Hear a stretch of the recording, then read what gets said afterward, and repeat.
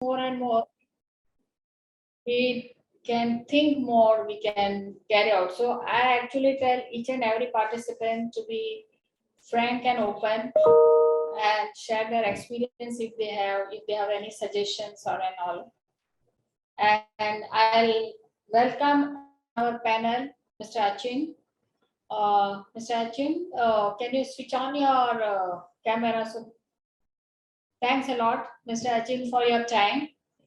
And it's a really pleasure to have on our webinar. To just briefly introduce, Mr. Achint Kumar is the AGM at Central Bank of India, Mumbai Metropolitan Zonal Office. Mr. Kumar started his career with Central Bank as a probationary officer and served for more than 20 years in various branches. He is having a very long experience and during his more than 20 years of journey with the Central Bank of India, he has worked on multiple assignments in commercial banking, project finance, stress asset management, restructuring and resolution of distressed companies under BIFR, CBR, and IBC.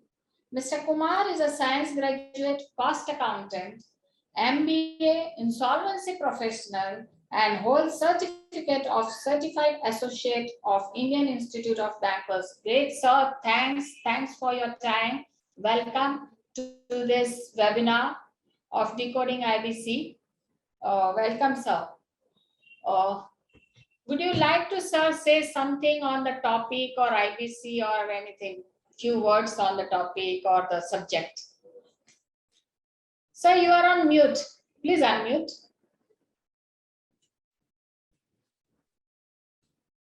Yeah, thanks, ma'am. Thanks for organizing webinar.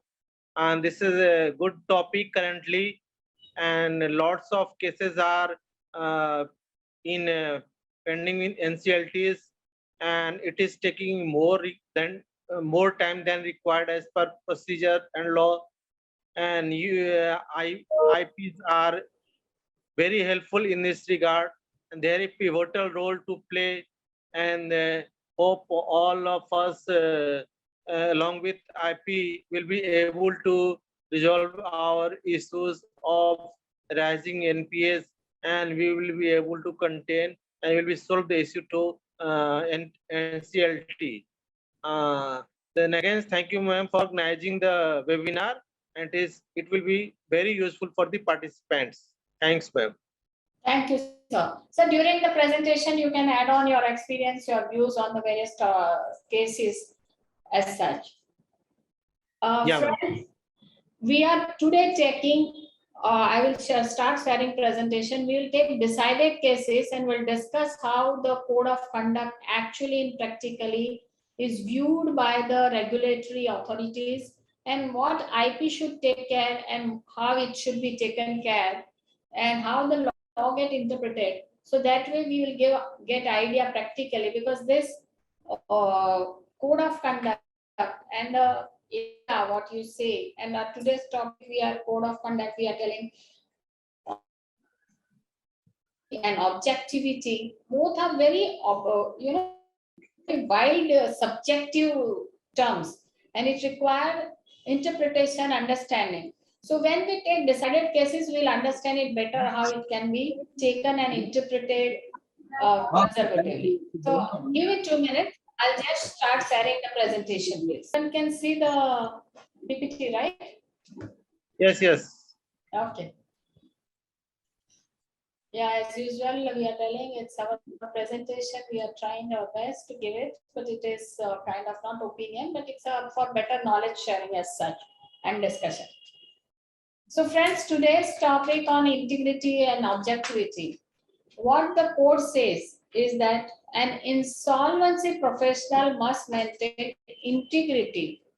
Now, since integrity is a very subjective word and can be described in different way, but here it is mentioned that by being honest, straightforward, and forthright in all professional relationships. First word, honest. Honest, the same thing that you IP has to be very careful to share all information and be transparent. If you do that, that is honesty. Straightforward in the sense, if you have anything, any agenda or any reservation or concern on any subject, any topic, any transaction, same should be shared immediately and not to be thought over that how it will be taken or should be taken or not taken. Because IP is a trustee. So that person should be straightforward and not to think that how it will be taken badly or rightly, and it should be straightforward and sharing the facts and laws only. And forthright, straightforward in all professional relationship. An insolvency professional must not misrepresent any facts. We have to give the facts, but do not misrepresent. So facts should be given as a facts. When we try to give meaning of facts or analysis or conclusion of facts, then the chances of misrepresentation happens or situation. So try to check to the facts only. As IP, we have to share the facts and law. That's all. And should refrain from being involved in any action that will bring repute to the profession. Obviously, we have taken the case which indicates misrepresent and a kind of thing. An insolvency professional must act with objectivity. Now, objectivity, what it is in his professional dealing by. So here also by. So how you can be acting as with integrity by this. Dealing by ensuring that his decisions are made without presence of any bias, conflict of interest, coercion or undue influence of any party. इसको दो account का कार्य हमें mail कर तो अजीत से whether directly connected to the insolvency proceeding or not. This is very important. See, we know this, I think all IPs are knowing. But honestly speaking, one has to be very careful and diligent that when they take any decision, it is not affected by anyone's influence or anyone's advice, anyone request, which will take it if any action is turning it to be doing some favor to any stakeholder, then also it is considered as undue influence. And please note that what they are telling, undue influence of any party, whether directly connected to the insolvency proceeding or not. So even indirectly, if affect the insolvency proceeding, then you have not performed your duty there. So that's a very important thing, whether party which is not party to the insolvency or related stakeholder or anything, any outside party, also you should not get affected, and not a single decision should be based on any bias, conflict of interest, cause or undue influence. We should not have any kind of extra favor for any party. Any insolvency professional must disclose the details of any conflict of interest to the stakeholders. So if any time you comes across any conflict of interest, now here also there is a lot of issue that conflict of interest, there's a doubt whether there is a conflict of interest, because we have to see the related party, relatives, and then relations, interpretation. When IP has any doubt whether it will be or not will be, better take a conservative approach and disclose. It may not be conflict of interest. You can also mention that as per the law, it is not, seems to be conflict, but I am just disclosing for better governance. That will save you. And that shows the transparency and honesty on the part of IP. So that you do whenever you come across. Suppose in starting, you are not knowing because it's very distinct, relatives and all that. And you may not be knowing. So as soon as you come to know, you have to disclose. And I will also suggest when you come to know later on, you should say that why you are not knowing. You should disclose that you are not knowing because of this reason. And that's why I'm doing this. Since you do now, so it is accepted that you must be not knowing earlier. An insolvency professional appointed as IRP, RP, liquidator, or bankruptcy trustee should not himself acquire directly, indirectly any of the assets of the debtor, nor knowingly permit any related to do so. That's known to everyone. Now, based on this, let's take one by one cases, so that will help us. Mr. Achint, whenever you feel anything to add, you can please take liberty and add your points or your view on the subject, please. Participants are also allowed to share their views anytime, please. Now, I have not given the name of the case. Our intention is here to understand the law, interpretation, and the analysis. So let's take in that the case and the subject matter. Now, I have taken the cases of all disciplinary committee meetings, investigations and all that, because we have to understand from their angle what is the breach of duty and where we have contravened, when it is being interpreted that you have contravened and not performed it. Now, in this one of the case, the contravention was that, RP had conducted a meeting with the representative of workmen and employees of corporate debtor, and he has entered into settlement agreement between them and workers and employees for solution and as such. He carried out, and the same was minutized also. But the distribution was not made as per settlement agreement. RP also agreed that yes, I have entered into settlement, and I have not entered. But I have not paid as per that, but I have not paid anything. I have not done distribution as such only. So that there is no settlement. I have not made any distribution as per settlement. Now, what is the contravention?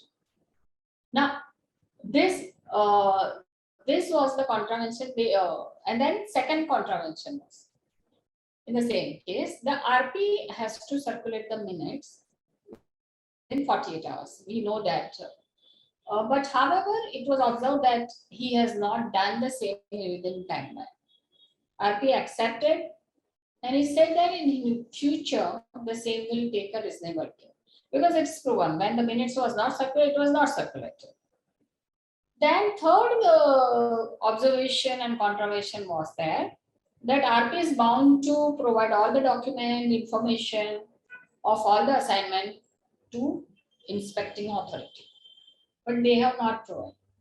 RP say, as and when they asked, whatever they asked, I provided. There's nothing to hide why I should be taken as a contravention. What was the analysis and finding? The disciplinary committee says that the responsibility of our IRP requires highest level of standard, caliber, integrity, which inspire confidence and trust among the stakeholder and society. Section 208, which clearly mentioned, and it says every IP shall abide by the following code of conduct. Take reasonable care and diligence while performing his duty, to perform his functions in such a manner and subject to such conditions as may be specified. So reasonable care and diligence, this is very important. So we have to try our best to perform the duty. An important thing, how we will prove that we have taken a reasonable care and diligence. So create a proper record for the same, which is also mentioned by BBI, that parallelly we should create the record, which I was mentioning in our last webinar, that there should be proper record which shows that we have taken a reasonable care and diligence while performing our duties. Again, the IP is to maintain integrity by being honest, straightforward, forthright in all his professional relations during conducting business during CRP.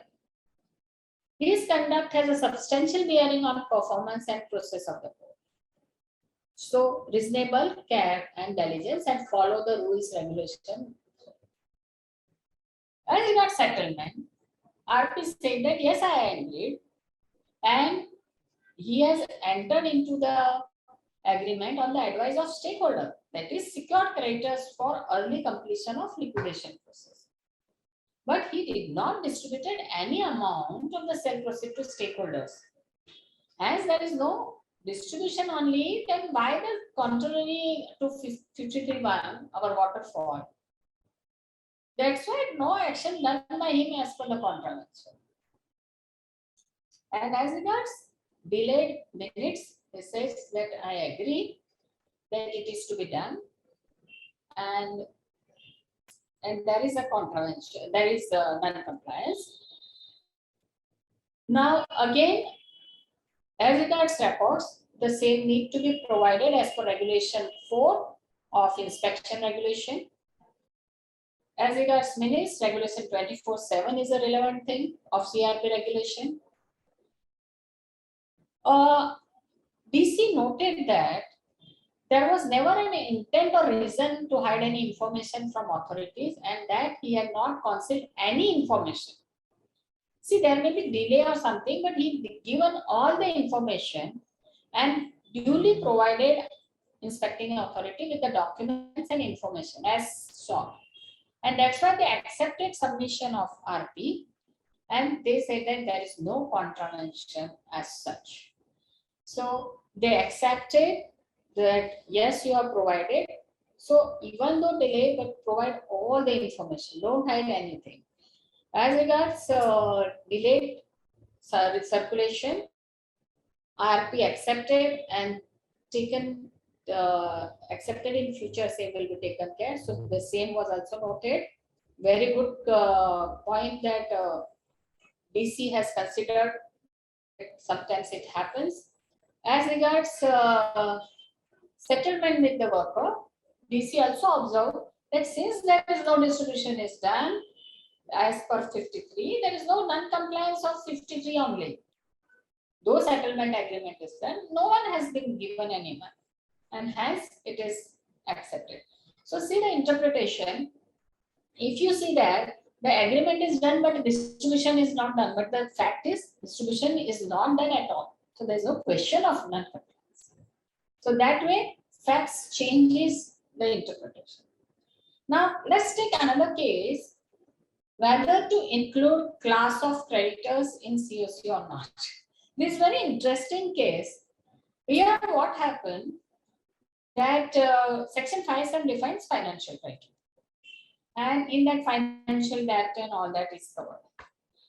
Now, Section 21(2) says that COC will consist of financial creditors of CD.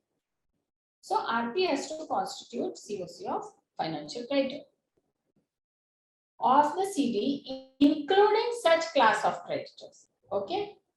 The code does not make distinction between financial creditor on the basis of financial debt. Section 21 does not exclude financial creditor in class from being part of COC, depending on the filing claims and as such. But if you see the regulation, there is an issue. What happened in the regulation 12(3), it was earlier before the same was amended by notification on 4th July 18. It was earlier saying that where the creditor, so that says about claim, filing claim. So we have to file the claim within timeline as soon as the claim is invited, right? If we do not file the claim within time, further 90 days is allowed. That is regulation 12(2). Then regulation 12(3) says where the creditor in subregulation 2, that is who filed the claim after the advertisement period, but within 90 days of initiation of CRP period, is a financial, if he is a financial creditor, it will be included in committee from date of submission of such claim. Obviously, when admission, sorry, not submission, admission of such claim. And it will not affect the validity of earlier decision.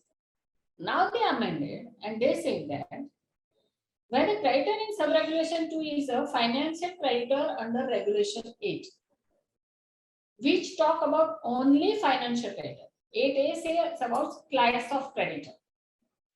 It will be included in committee of from the date of admission of such claim.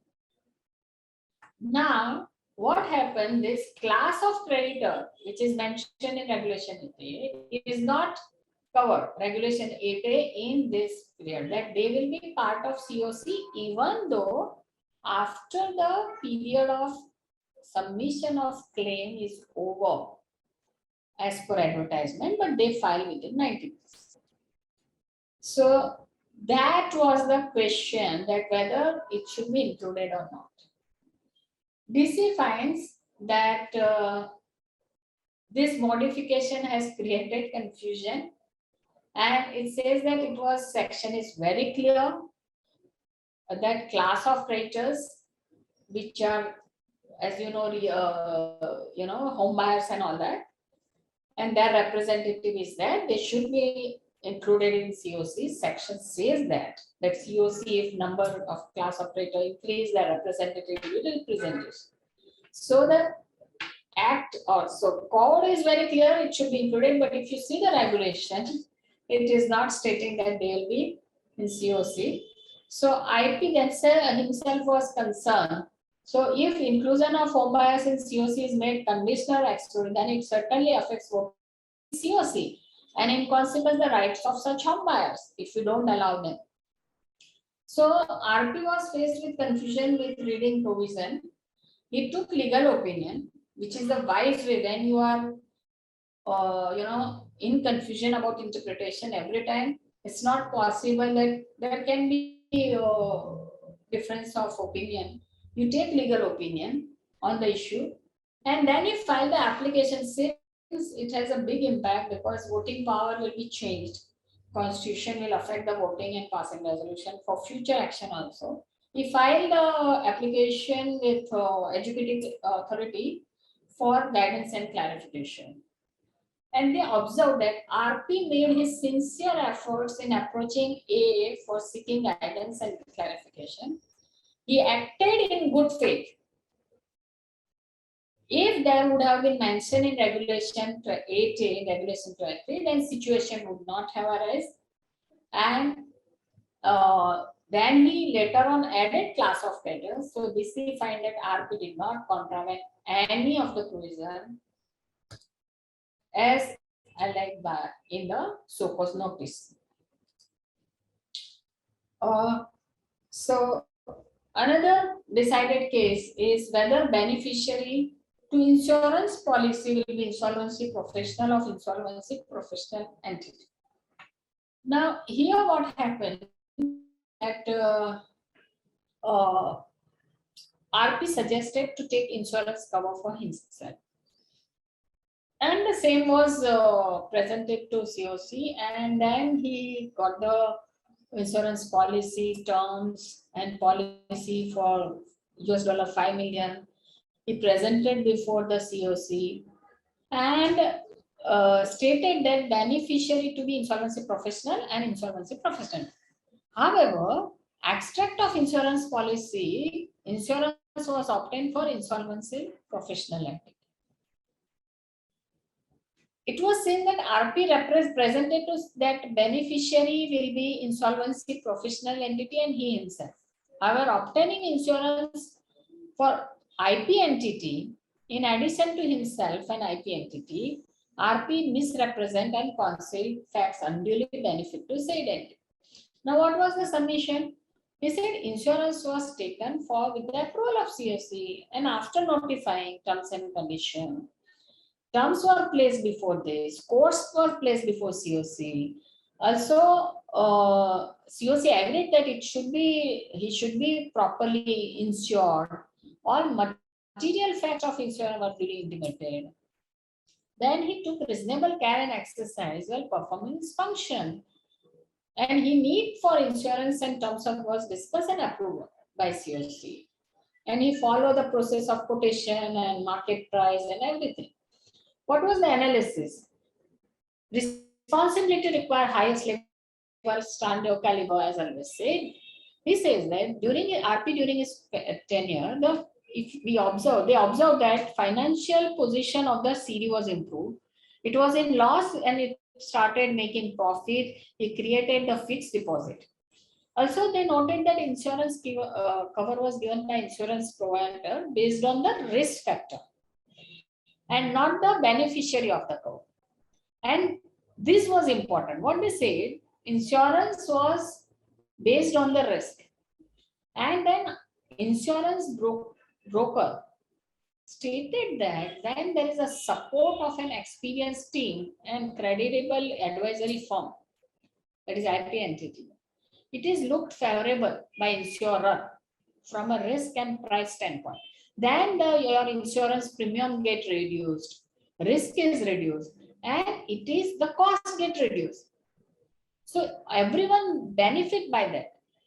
So DC observed that RP acted in good faith for the benefit of CD. Because by this support, the risk is reduced and hence the premium and hence the cost and in the interest of everyone. Yes, try to reduce the risk. And they said it's no contravention. He acted on behalf of CD. RP has not contravened any provisions of the law because he has disclosed all the terms and everything to that. So always put the documents, ensure that it is shown and proved and sent to the, when you send the notice agenda along with the notes, you send every document so that COC get time to study it. That will help you. Resigned RP after various non-compliance under the code without permission of adjudicating authority. What was happened that IP did not conduct CRP as required in the code? He did not make public announcement. COC meeting was conveyed without proper notice and invited resolution plan from only sole member of the COC without providing information memorandum, asking him to submit resolution plan in 4 days. This was the fact. IP did not run the corporate debtor operation as a going concern. Neither did he take over the management of corporate debtor, nor seek directions from adjudicating authority. Suppose he does not receive any cooperation from corporate debtor. Then IP resigned as RP from the 2 CRPs without prior permission of adjudicating authority. See, you can resign, or I will say that you can be not continue as RP because your consent is required. See, our insolvency professional cannot resign. Only extreme circumstances like your health condition and all that, any situation, but then also it should be submitted to adjudicating authority and new insolvency professional should be replaced by the proper court order because insolvency professional is a position appointed by the court. So only if you become IRP, that with the consent, you can be IP with the consent. So how you can do? You can not give consent and don't continue as resolution professional. But once you are continuing with resolution professional, you cannot resign in between without any permission. Again, in the liquidation, you may not give consent as a liquidator and you will continue. But once you are liquidator, you cannot in between abruptly resign. So similar, the same situation happened here. The IP resigned as RP from 2 CRPs without prior permission of adjudicating authority. The submission by IP was there. He did not have funds to make public announcement, so he did not make it. He did not get any cooperation from CD, and furthermore, he was not well. As regards resignation, he stated that in the letter of resignation, he resigned on a personal reason while in his response to adjudicating authority. He mentioned that he resigned because he did not get fee and CD did not cooperate. See so here the problem is, he stated on letter of resignation that for personal reason I am resigning. In response to the adjudicating authority, mentioned that he resigned because he did not get fee and corporate data did not cooperate. When submission, he said he was not well and no cooperation from CD. So this is a problem. You should be fair, transparent, and straightforward. What was the analysis and finding? Excuses towards non-cooperation from are not acceptable, as there was no evidence from IP wanted to or tried to take over the management of corporate. Repeatedly, I'm telling we have to create the record. We have to prove that yes, we tried, and there was non-cooperation. Excuse me, somebody can mute, please. An IP excuse for resignation also had no merit. He had been appointed by adjudicating authority with the objective and statutory. He cannot run away just because he did not receive the fee. This is very important. Even if we don't receive the fee, we have to continue. We can file the case that we are not getting the fee, and there are orders. Friends, I myself got the orders. I would say my experience that in one of the case, I was continuing. I was IRP. And I mentioned on 20th day, I am not continuing. So the COC get time that they can find another person and they can file the case with NCLT. But they did not file properly the case, not taken action. And I was continuing. So during the process, I told the court, my lord, I am not paid for so many months. And there was no information, so I was informing adjudicating authority how I got the information, what action I have taken. So they got under case history and all that. So they were happy that yes, there is something information, otherwise nothing was available. So when I mentioned that I have not received the fee, and the court took it so seriously, and FC was there only in COC because that case was filed. They called and they said, no application for fees are there, but we are creating ourselves with our authority the application and give this number. And for that application, I'm giving the order. Pay the fees within next week, otherwise you will pay interest on that. And then you will not believe, but the FC tried to explain that they have financial crunches and all that. It's such a big company and you are talking that. So you are not paying since so many months. So he has mentioned, and now again I'm ordering, you are telling this. So they impose the penalty of 3, exactly double fees. And they passed the order. I have that order. So you have to go to the adjudicating authority, but you cannot stop performing duty at the desire of COC. So main thing at the desire of COC. The main thing, as we mentioned, that the RP should not act at the influence of any party. So in this case, what happened that 2 valuers are appointed, and COC stated that no, in addition to this 2 valuer, you appoint 3rd valuer, we want a better valuation. They approved the cost also. So RP added that. RP said no need, but still the COC insisted. So RP appointed 3rd valuer. And then it was questioned and it says no. The analysis was that as per regulation 35, valuer has to be appointed only if the opinion of RP estimate submitted by the 2 valuers appointed earlier are significantly different. It was telling significantly different. For your all information, now recent amendment, it clears that if there is a difference of 25% or more, then 3rd valuer appointed. So this now, situation is avoided. There is a clarity. There is no ambiguity in this. The RP appointing 3rd valuer in the instance of that he was not exercising his authority, he was interrupted by the COC, and fee incurred on 3rd value is an added financial burden on the already liquid, financially strength corporate debtor, RP has violated section 208, regulation 7 of IP regulation, code of conduct, and failed to act objectivity by taking decision under the influence of COC. You are not bound by law to appoint, but COC wanted. So even though they approved, you carried out. Now see, it's very, it can be the situation, one will say that since it was decided by COC, you followed. But one has to be careful that you have to mention that the law do not provide, hence we will not incur the cost, but we will carry out if the law provides. So if law do not provide, extra compliance is also taken view that you are doing under the influence. And even IP appoint third valuer without, in the absence of significant difference of value, then also it will be taken negatively. So one has to be very careful.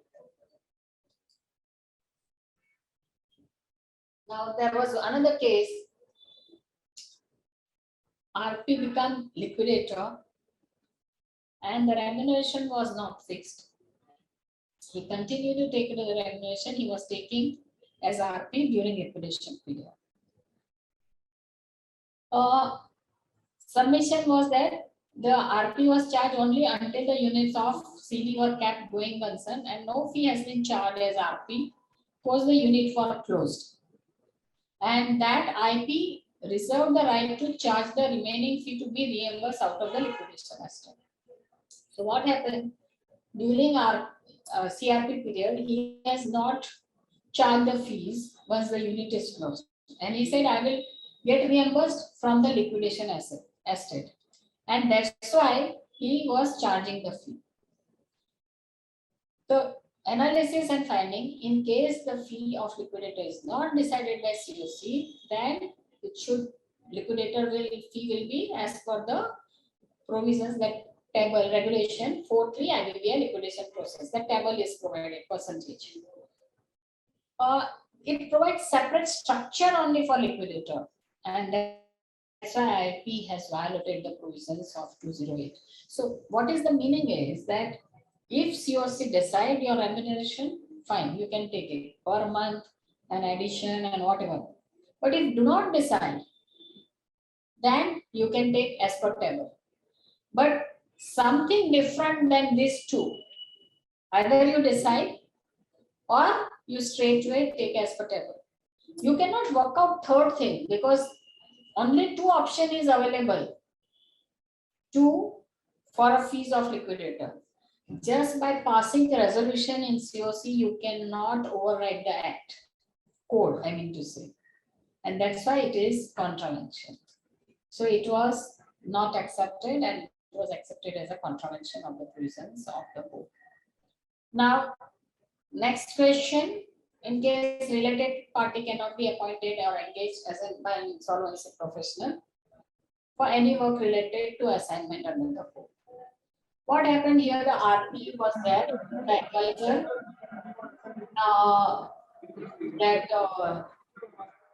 one of the firm, actually name should not have been there, but it's okay, sorry, to respect that. He decided one of the firm, it was consultant.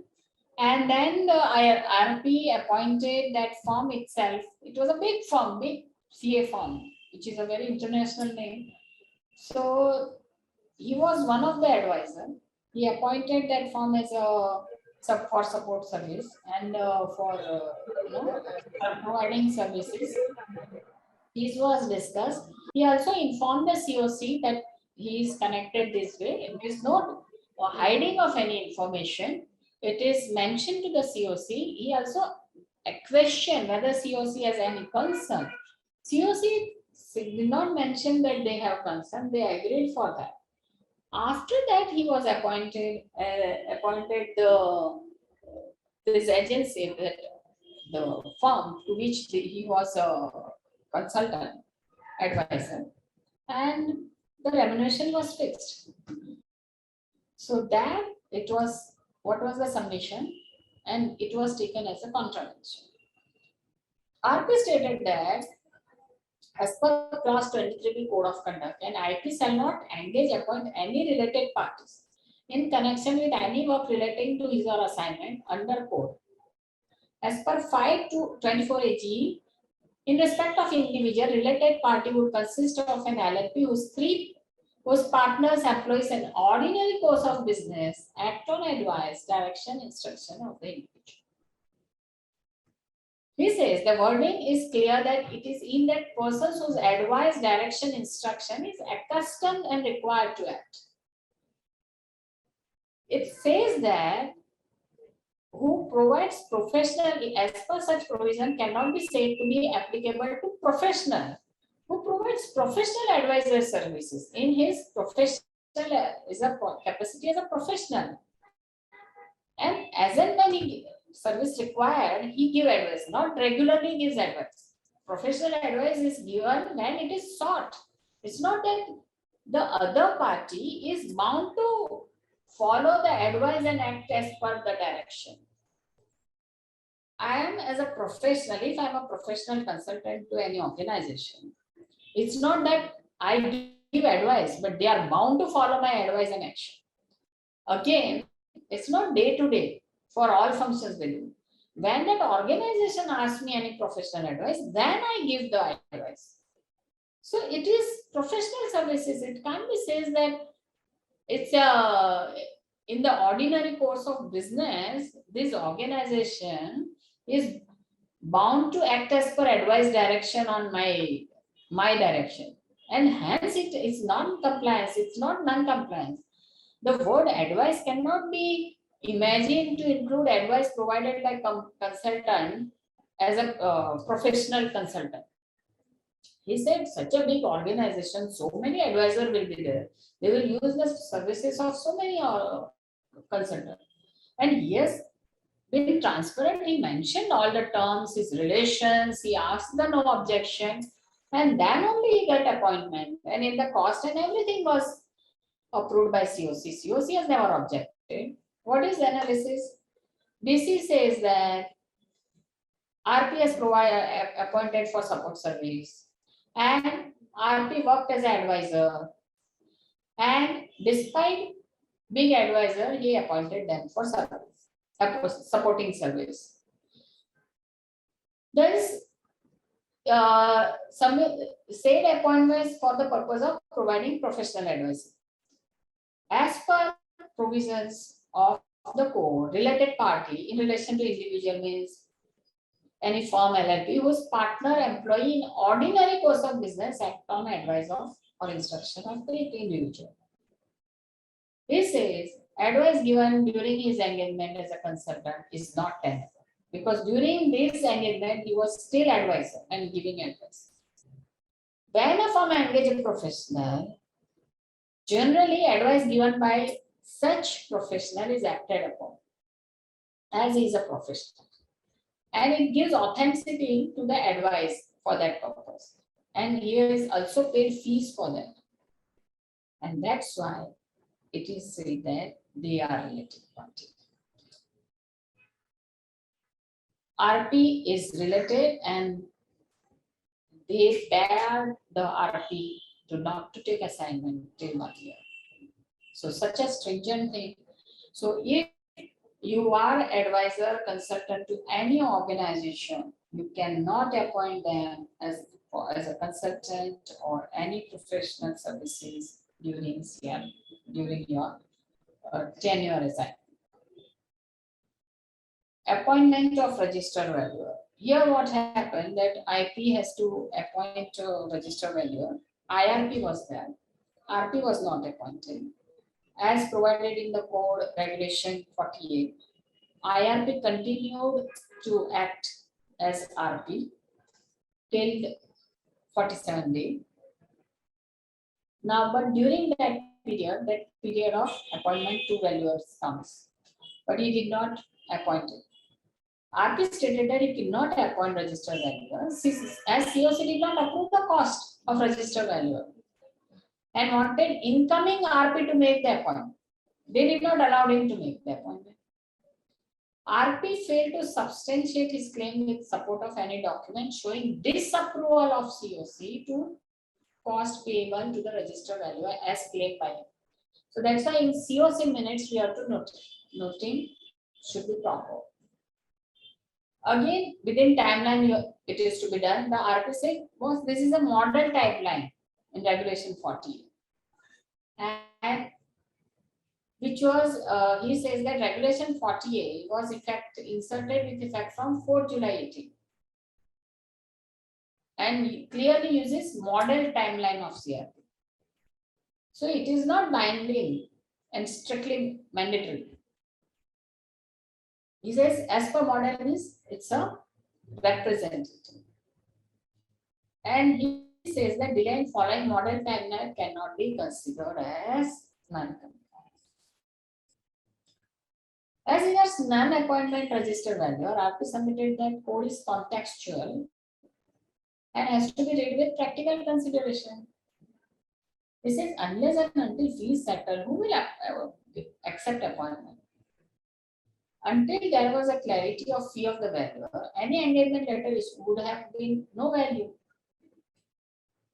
He said that I have tried to explain to committee. We submitted appointment of professional is linked with the professional fee, and I was not positioned to commit any fee to the valuer. Our COC did not approve the cost of valuer and wanted only incoming RP to make the appointment.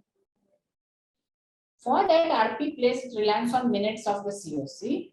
RP stated that crucial time was lost due to these factors, namely delay in intimation of his appointment as RP, time loss, engagement by rival group, non-approval of fee and all that. And the second non-contravention was preparation of information. That he did not prepare the information memorandum. And he said, I did not got any information. It was observed that RP was taking hefty fee, but he has not failed to perform basic duty of preparation of IM and appointment of register valuer. And that's why they have contravened the provision of section 25, regulation 27, 36, 40 and all that. And it shows negligence on the part of RP. So what was submitted? As regards non-preparation of IM, that model timeline relating to preparation of IM is not denied. He said that practical consideration you take, IM contains information about CD and RP. Despite his best effort, did not get any information, document, record, books of account. He could not complete IM. What he will prepare IM? What was the finding?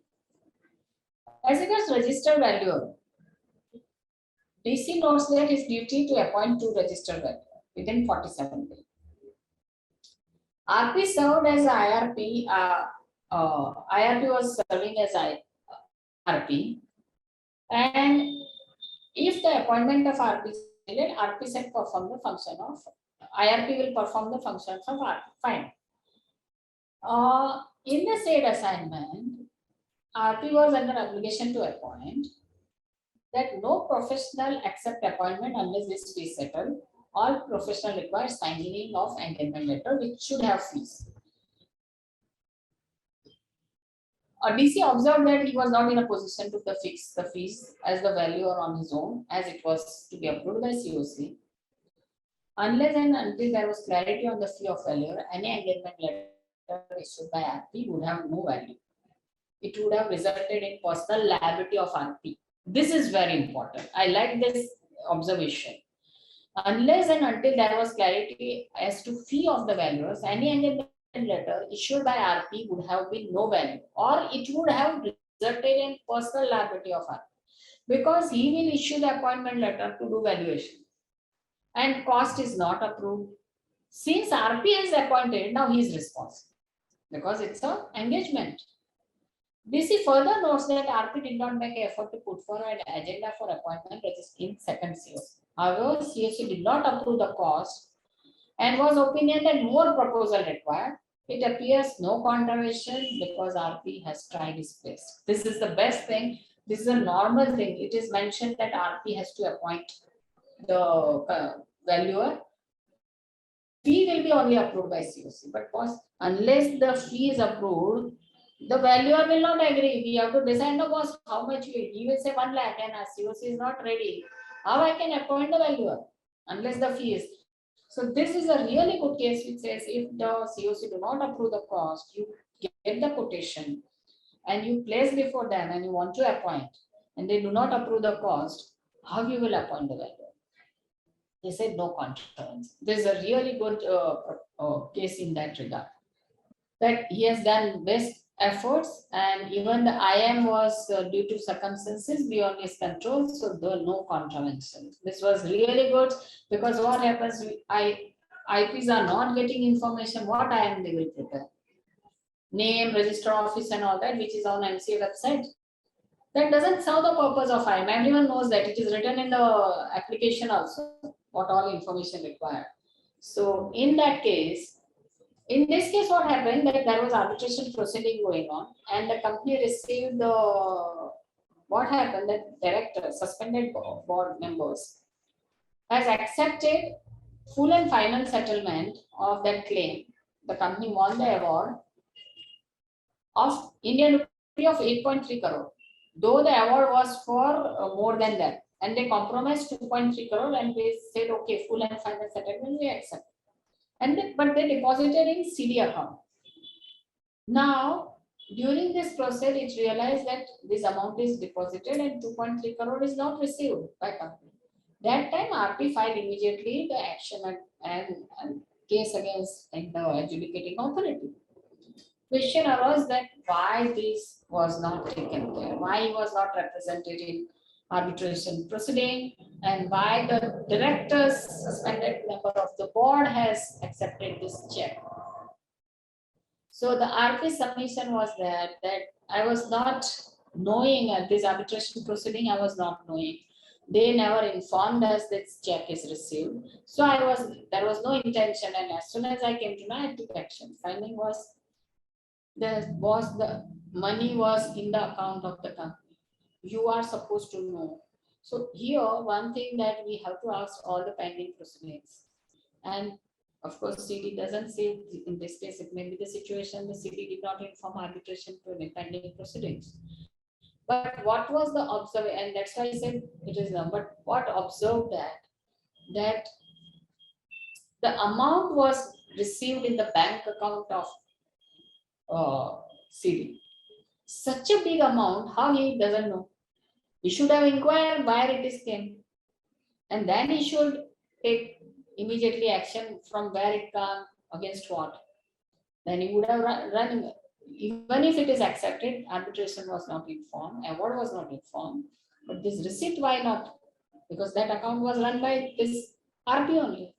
So RP has to regularly observe the bank statement, receipt and debit credit account, so that even the receipt you have to be vigilant from where it is coming. In one of my case, there was a receipt, then I was informed this is the bank account and you will receive the amount. So when the amount is received, my RP has to be very vigilant how it is going to be utilized. So everyone eye on the receipt. So payment also you have to control, but receipt also you have to control. Finding was that there is a contravention, and accordingly it was RP contravent, and he has to. Now another case, failure to publish invitation of UI.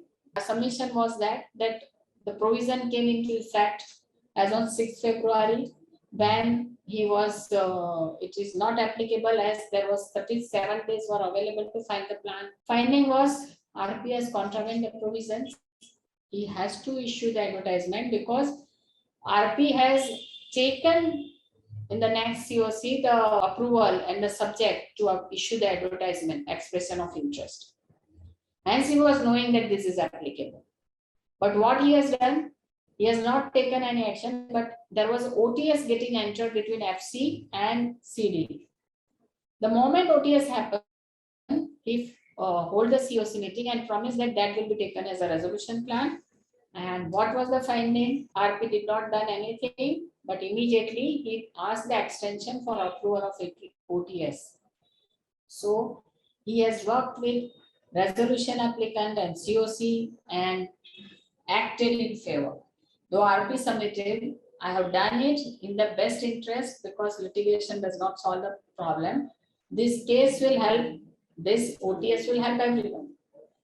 Finding was, you are working under the undue influence, and that's why it is not there.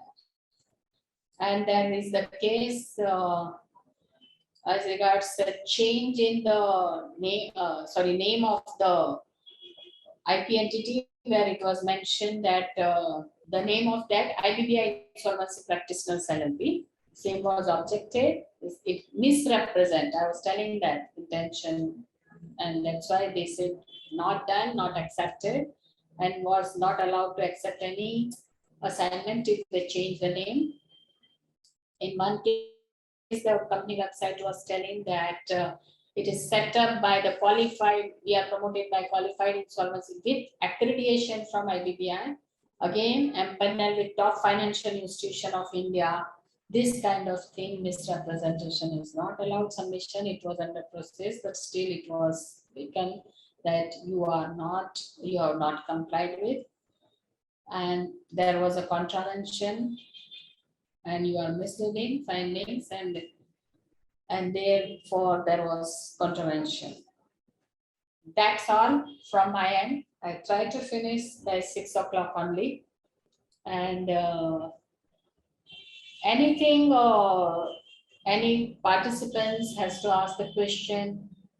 Mr. Achint, if you have anything to share, sir.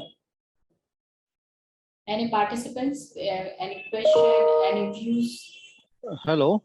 Yeah, please. Ma'am, this is Praful. Ma'am, what will happen if no valuation report received by 47D or COC, they didn't approve fee also? In that case, what will be being IP? What should be our action plan?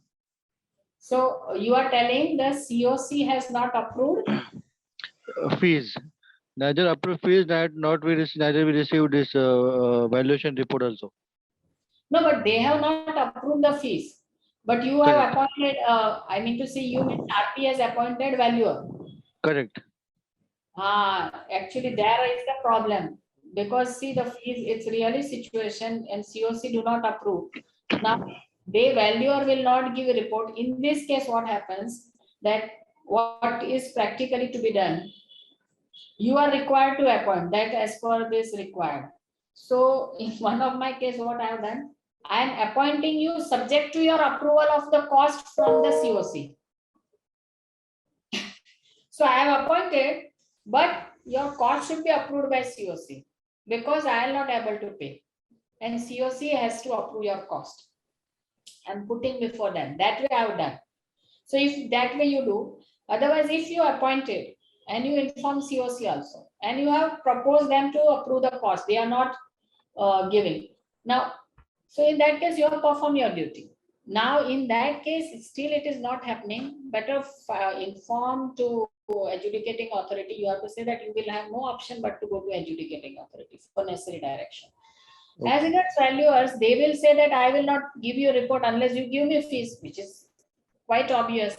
Take this in writing from them.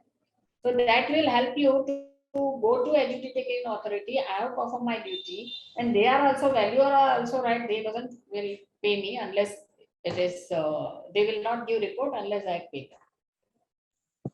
But by being a valuer also, we always submit draft valuation report for the approval. Even yeah, we submit even being a valuer also, we submit draft value report for the approval. Draft report. So that is also, if we submit report and then they say now COC they are not approving your fees, we cannot pay your fees on. We have to cancel this assignments. You can challenge that because see, you have to perform your duty. Okay. Right. Okay. So you can say that you have performed your duty. Otherwise, they should have told you that your cost is not approved. So in that case, you can say that once the cost is approved, I'm starting the function. Once the cost is approved, I will submit the report. And actually speaking, never share draft valuation report. I suggest never a draft valuation report should be submitted. It's very sensitive report, it's confidential, and it's the responsibility of valuer, because if that draft valuation report is circulated somewhere, it can't be taken a rescue that it is a draft. And what will be their submission was this is not as per the IBC because we never appointed. It will put something very wrong thing, whether it is confidential or not. So better always it should be final report in a sealed envelope. Okay, ma'am. Thank you. Okay. Thank you. Yeah. Anyone else, please, if anything, or anyone wants to share their experience, it will be always good. Thanks, Mr. Proful, to share your experience. It's always help each one to ask. Thank you, ma'am. Thank you.